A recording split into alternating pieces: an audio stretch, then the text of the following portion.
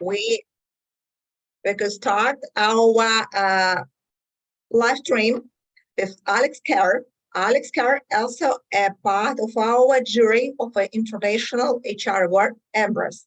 This award we launched 6 years ago in Central Asia, and now we are inviting a lot of jury members from different countries.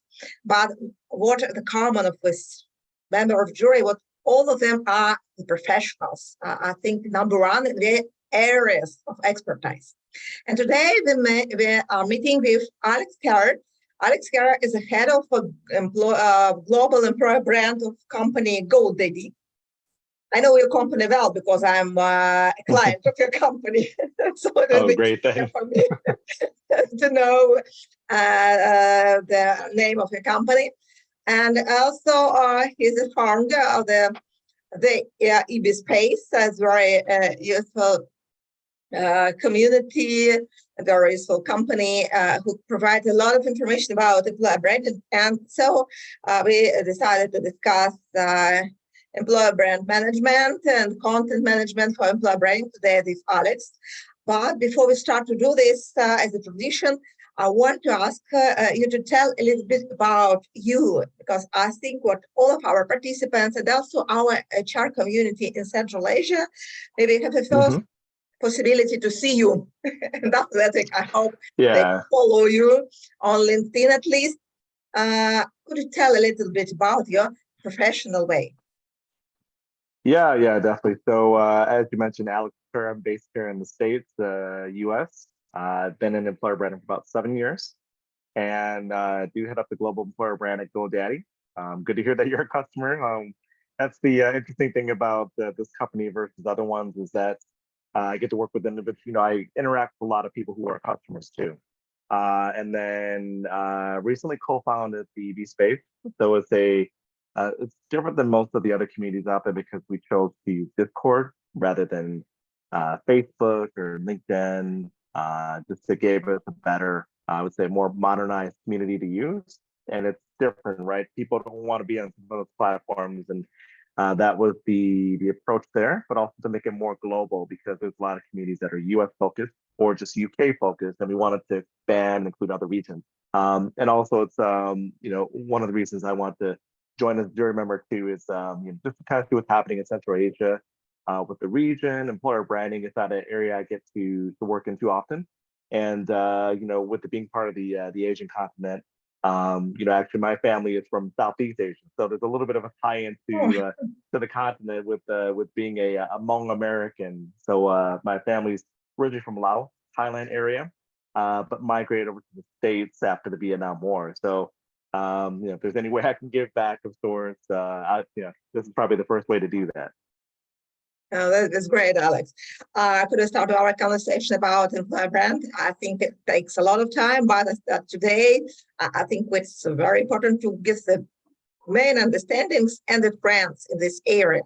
Firstly, I want to ask you, for you, employer brand management, employer branding, what does it mean for you in your life, for your companies, and what do you think that now means in the business world? I think it's huge. I think what a lot of leaders and a lot of companies fail to realize is that once you start hiring, you're already putting out there, right? You're sharing like what the position is, what the team is, what you're looking for. You already have an employer brand. A lot of companies confuse that with that they don't have one until they actually start managing it, but. And once you put it out there that you're looking to hire individuals, the employer brand is there. So if you choose to just not do that, it's your consumer brand kind of being like the make it or break it point for you. So that, and then what I think it is, it's a reputation. It's what people think about you and your company when you're not in the room. So that's extremely crucial. But outside of that, the whole management piece. I think once you've taken, you view that as a priority, it's super key in what you do because I think it has it's got it's a bit of a double-edged sword, right? If you manage that but manage it bad, it could reflect badly on the type of candidates that you get, but also can go back and impact, if your potential customers are seeing how you treated your people, if it's been good, great. I think it's kind of a win-win situation. But if it's bad, people will look at that and say, hey, why would I work with this company if they treated their people terribly? When, let's say, if they made there was redundancies, or they whatever the case may be, that is going to make me question if I want to be a customer. So I know that I previously worked with another company, like interviewed with them, and the experience was terrible. So I didn't want to be a customer of theirs on the consumer side anymore. So it kind of impacts both sides of the house. Mm. If we look for the period, how our employer brand is developing, we are the most part of companies started from communications. We start from communications and try to sell themselves. And now, as I see the trend to look more on the employee experience, candidate experience, because I'm absolutely agree with you, the way in which we treated our employees is much more important when we talk outside, because if you say what we are really good, we are really a brilliant company, but it's not correct, could be much more difficult for company in the future. Current, we could be a winner, but for the future, it could be future problems. From your point of view, what is the main topics for employer brand manager today? And which skills employer brand manager today need to manage company's employer brand effectively? Yeah, so I think all the areas you mentioned before are key to employer brand, because regardless if you sit in internal comm, marketing, or talent acquisition, you still need to be successful. You have to. So let's say if you're internal comm, you have to work with talent acquisition, marketing, and branding to be successful. And then your talent acquisition, obviously the other departments are included. If not, you are going to find yourself living in a bit of a silo and not be successful. But outside of that, so with the second part of the question, can you just which repeat that one skills? again? Which skills employer brand manager does employer brand manager need today for be effective? Definitely the communication skills and the ability to be collaborative. That's going to be key. A little tough to get things completed if you don't have that. Definitely social media management, being able to manage that, but also having the experience in terms of running paid adverts, because that's a lot of the job too. Copywriting, any sort of ad management when it comes down to like digital ad management, say Google, or something such as Stackadapt. And then on top of that, I would say project management. Also, the ability to use a tool as simple as Canva, that goes a long way. So you can, because you don't have to be the most phenomenal designer, but having that at your as a part of your repertoire is going to go a long way. Then when it comes to AI, I think it's a little blurred. People don't know exactly where that falls, but something as simple as Grammarly or Textio, if you have that, so that's gonna, I think it's gonna take your copywriting to the next level. It's gonna assist you, if anything. But outside of that, depending on if you get to manage the budget, then having that financial expertise is going to be super helpful. When we talk about trends, because we talk about current skills and future skills, also I think it could be really important, and we should look from the perspective of this area. You mentioned AI is a really helpful tool for us, that artificial intelligence now also in improve branding, we could use it. Could you talk a little bit about this trend? And after that, also discuss future of the branding. What is the way for use AI for employer brand managers, and do you have your own experience in using it? Yeah, with AI. Yeah. So I think it's I think when ChatGPT came out, everyone took that's a different type of AI, right? Everyone was losing their mind a bit about that, and because we've been using AI tools such as Textio, and Textio and Grammarly for the better part of at least 3 to 4 years prior to the release of ChatGPT. But yeah, I think AI is going to keep trending. But I know that the fear is with AI, coming out that it's going to replace an employer brand manager, replace comms, internal comms. But I think you have to look at it, from both sides of the coin, because I'm more of like a half glass full person. So I feel that yeah, there are things that can be, some companies may sway in that direction where I feel they could get rid of an individual because the AI is going to produce everything, but the AI is only as good as the information that's being put into it. So from an employer branding perspective, where I see helping us out is one, when it comes down to fine tuning your copywriting, that's good. Also, if you are going through and needing to do like a market research of okay, like who are your competitors, for example, like in Central Asia, Western Asia. If you put the right, text in there to properly search, let's say in ChatGPT, you'll get the full list of competitors versus spending an hour, 2 hours of manually going through and searching it. Tools such as ChatGPT would allow you to get that done honestly in a matter of minutes. I mean, I planned vacations using ChatGPT, so there's good ways to use that, right? And then I think as you move on, you're going to see that really infused into like employee advocacy tools. That's going to be an option there as well. But I don't see it, really chipping away at what we do. If anything, it's going to enhance it and make us work smarter, not harder. Mm-hmm. I agree with you, and also with the skill of chicken. Because Yes. twice, at least in my own experience, I met the situation that the ChatGPT gives the recommendation that was not true, Mhm. and so you need to be an Exactly. expert to use the AI in your life. Yeah. I want to ask us about the next thing, about next skills, which I think should be important, but it's really interesting to know your opinion. This is about publicity of employer brand manager. Should it be Mhm. a person who also build her or his employer personal brand as a part of company's employer brand? Should this person be visible in HR community, in the community where we could find the candidates? That's really important for IT companies. For example, if you are a recruiter or employer brand manager, but you also should be visible for IT specialists. What is your opinion about it? And what is your recommendation? Because as I see, you are very active outside the company too. It helps your company Mhm. promote the company. What is your opinion and what is your recommendation for personal strategy for employer brand managers? Yeah. So I think it's to me the employer brand manager, because in most cases you don't have a team. You are the team on your own, team of one.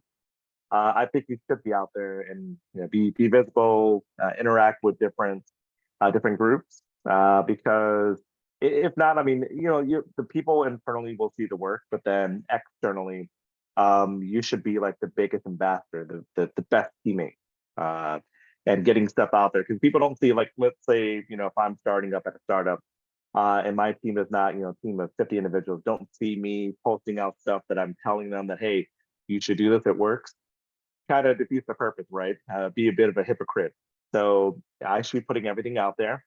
Once they see that, and okay, hey, the likes, the engagement, the reshares that I would get from my post, it's going to give them confidence to do the same thing. Because I think what a lot of people forget is that people, you're asking people who are not familiar with being out there publicly on social media to be comfortable in a matter of months when you start there, and that just doesn't happen. But outside that, for the company itself, I think there's pros and cons.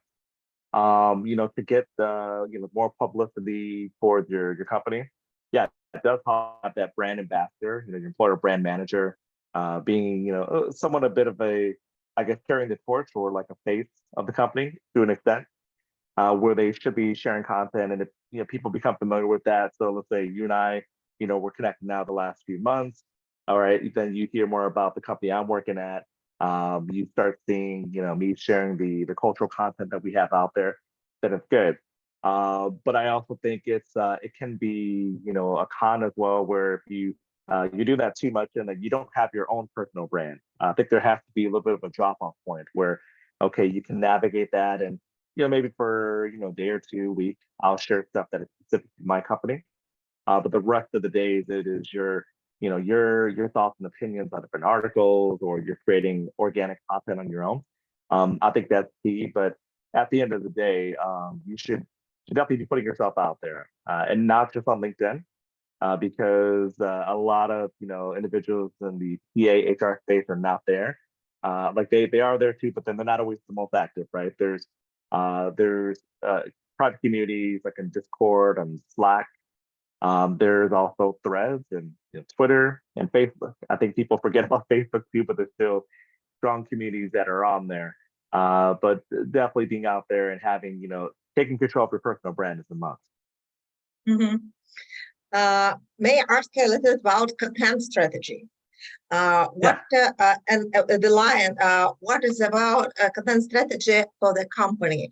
What is your approach for promoting employer brand of your company? What do you use during the planning process? How do you achieve flexibility? Because I think news jacking could be also an important part of content strategy. So could you make a little explanation about your approach? Yes. I think if you're starting brand new, it's a little tough to have these, like well baked out series that I have now at my current company. That's taken time to get to that point. So I would say initially, okay, look at what you have at the available at the tips of your fingers, and that's going to be the different teams you have. So most companies have HR/TA, you have sales, engineering, marketing. You could start working with those individuals, and I still think no matter how lame it may be, I think like a day in the life where you focus on a manager, individual contributor, and then outside of that, with it being related to teams, making it location based. And then, so let's say a senior HR manager and Ukraine. Okay, that could be one person, and then the next could be a HR ops specialist based in America. You could easily space that out, right? And then once you start getting, you get people to start either creating content or sending content your way. Turning that into like a full-blown blog series where you focus on the individual teams. And then once you're aware of common themes, I think that's easy to take it to the next level. So, and then before I jump into that, like if you have ERGs, or if there are, like, let's say there's like a learning and development team and there's maybe initiatives you have going on, you can drop that in. But what we've done, specifically at the GoDaddy at the moment is we've looked at, okay, we can get those, we have like, a multitude of, options to work with, but we want to be specific. And it's okay, if you think of your favorite show on Netflix, Disney Plus, they always have these seasons, right? And then in one season, there's a common theme that goes across that. So that's what we're doing at the moment is, okay, for 2023, what is going to be our, what's our theme, what's our season? And we focus on that until the end. And, for us, it's a big push on, showcasing, women in tech. How do we get that out there too? But also, depending on location, if it's going to be based off of that, or are we looking, to, increase in different areas, but definitely putting that out there and more of like an approach, like if you would a TV series is what we've gone to for this year. Mm-hmm. If we talk about a company who is working in different countries, for example, and you are the head of global employer brand, what is your ideas about proportion? What should be from a headquarter about content strategy and topics for your content? And what part of content should be a part of local areas? And how do you manage it? What is the effective management style and achieve a balance between global and local content? Yeah, I think there should definitely be a balance. That is the one of the key things for me, and it has been over the last since I've worked for global companies over the last 5 years. Because if I'll just call it for what it is. I think it's very easy if you just work in one country or one region. Then there's region wise, you still have to localize some content. But if one country, you don't have to deal with some of those like the juggling act of that.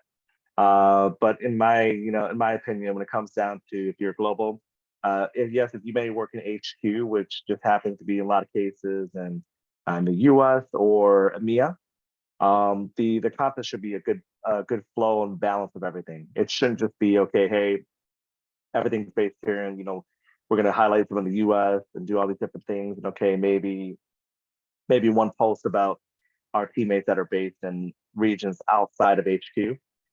Because what you're going to do is you're going to get a lot of the audience that is near the HQ, but then if you're looking to expand in other, like in developing nations, kind of shoot yourself in the foot, right? It's not going to happen. You're never going to reach that audience. So mixing it up where, okay, outside of, organic posts that you're putting out there, if you're doing, feel like we talked about your content strategy, okay, for, the 5 days out, or I would say 4 days out of the week that you post, because most people sway away from Fridays on LinkedIn because it's more personal type of content that's pushed out there. But, Monday you focus on global content, Tuesday, okay, can you feature somebody who is based in, let's say, Brazil? The following day, or if you have like a team feature of someone who's from Canada or the team that's from Canada, and to keep the mix going, but it should not just be can't be too broad, but also can't be too localized. There's got to be a good healthy balance. Mhm. Now I see what else, one of the trends which a lot of participants of the employer community discuss, it is the employees as ambassadors, as company ambassadors. What do you think about perspective of this tool, and what do you think it could be the best way to engage your employees to become a company's ambassadors? If you talk about employer brand promotion, but maybe not only, but about this topic. What do you think about employees as ambassadors? Yeah, I'm big on having employee ambassadors. I think it's outside of being, if you're a single employer brand manager and you're creating the content on your own, running social. Eventually, someone has to help you get the message out there, because if you're just paying for that to be done on your own, it only goes so far. And that's my opinion. I've seen that over the last 7 years. So getting ambassadors involved is super key. And I think that everyone looks at a lot of these highly polished programs, and that's the only way to get it done. It's nice to have if you have the money, right? But in a lot of cases, you don't have the budget, especially now. So using something as simple as Microsoft Outlook, if you were to give your teammates 5 different options for the week, and you make it very manual. You say, okay, here's option number one. You get the messaging. You literally handhold and tell them this is how you tag the company on LinkedIn or Twitter, and then provide graphics or videos. That's an option. The two other options, which are free in every single situation, it's Microsoft Teams. So if you have create a specific channel where all your teammates can go there, and you're feeding them the messages manually and telling them what to do. That's an option. And then also with Slack, Slack is sorry, third one too, Discord, because they're free servers. You create the channel, you provide a lot of instruction on what needs to be done, and from there you can have them share that. And then I say those are solid options because if you don't have the budget to work with, like you need a way to spread the word and really grow your employer brand. That's the best way to do it. Now after that, then you have programs that either they can integrate with Slack if you have budget to work with, or they have their entirely own application that can that in turn you allow individuals to hit a button, it will share it automatically, or you can track a leaderboard. And that's where you can really gamify things where, okay, if individuals are sharing, let's say you and I are you have the most shares for the month, I have the most engagement. All right, we get a $20 Amazon gift card, or if you have point system internally, you can do that. And then also one thing I forgot to mention when it comes down to like a manual process, you can create what the team at HelloFresh is doing is, or what they've done before is, you can use, everyone can have access to Google UTM links. So if you want to run a competition for the month, you could give each individual a customized UTM link. Now, keep in mind, it's a little bit manual, so you have to practice an Excel sheet. So you could take the free options that you have, so Outlook, Teams, Slack, and Discord, and then take the UTM link, and then go ahead and give them a customized one for each person to use, and then track that at the end, because your Google Analytics will still track that on the back end. So after 30 days, you and I can say, okay, who has the most clicks, the most likes, how many reshares, and then determine who the winner is. Great. Alex, I want to step back to employer brand, and I read your article, very interesting article about the conception team. It was really interesting conception, and I want to share for our audience of your article. Could you make a little explanation about this conception? I think it's really interesting and important for working in the employer brand area. Yeah. So I came up with that because I had the opportunity to work in a team initially, right? I worked in a team. I saw how things should function, and the buy-in that you receive from different teammates and how successful it was. And then from my two other experiences, one that was successful, the other that was very unsuccessful. So the first one where I was successful was a team of one. It worked out well, right? I saw I could grab all these work with these different individuals and get them to buy in. The second one that led me to come up with that concept was I was sold on everything that I would have a massive budget, and that I would have teammates who would buy into the process, right? That's when we go into some of these jobs, that's what we're led to believe. And getting in there in a matter of months, I realized that there was no budget. Teammates did not buy in. They did not like the company, and fell flat on my face. Did not get it off the ground. Like, no content strategy, no social channels to work with, no paid marketing, no employee advocacy. So then when I got asked to speak at RecFest last year, I thought of what made me successful, what worked, what didn't work, and that led me to come up with the concept of team. Alex, we are in the end of our conversation. As we agreed for the particular time for a conversation. And in the end, I want to thank you for your participation in the EMBRAS jury. I hope that could be interesting for you to know what happens now in HR area in Central Asia countries. Because it's very interesting to compare different countries we discuss. So it's really interesting to know what's happened in the different markets, especially if you're working in the global world. In the end, I wanted to ask you, as an employer brand professional, what do you think about participation in HR awards? Is it important for companies? Which benefits can companies have from these? Why is it important for HR managers to participate? What is your opinion about this HR tools, public relation tool? Yes, I think it's definitely key. You're really selling your company short if you're not taking advantage of your employer brand and getting everyone included. Definitely within HR and TA. There's one that doesn't just help with. I think we look so much on the external side, but also internally it helps with retention.